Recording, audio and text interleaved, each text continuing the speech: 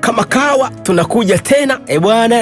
Sasa tunakuja na picha moja ambayo ni China kwenda mpaka Romania ndani ya Italy. Bwana, kuna binti mmoja anaitwa Shana akiwa na mdogo wake anaitwa Yumi.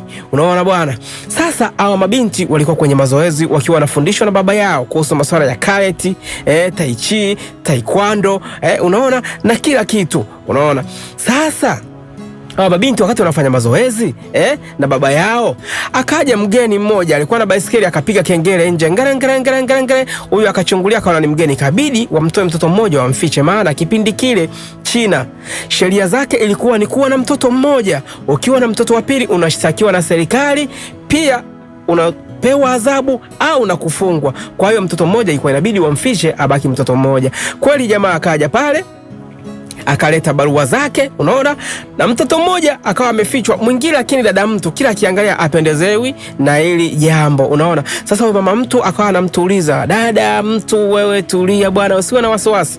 Okay, tunaona sasa binti Yumi akiwa tayari yuko kwenye gari anaelekea mjini, unaona bwana, anaenda kumtafuta dada yake Shana. Baada ya dada yake Shana kuondoka kwenda kutafuta maisha na muda mwingi umepita hajaonana naye, wazazi wake kwa bahati mbaya walipoteza maisha. Sasa tunaona tayari kashafika mjini. Sasa kuna mama mmoja hivi yuko kwenye klabu, yule ndiye anayepokea mabinti, kapokea mabinti wengi sana pale. Sasa anaanza kuwakagua, anawaambia oya, vueni nguo, hakuna kuona aibu, na biashara au kazi iliyokuja kufanyika huku ni kazi ya kujiuza. Kwa hiyo hakuna haja ya kuona aibu, mnavua hapa na waona kila mtu jinsi alivyo. Nimesema vua nguo, mnajifanya kuona aibu gani? Kazi yenyewe ndio hii. Sasa yule binti Yumi kaingia mle ndani akiwa anamtafuta dada yake Shana.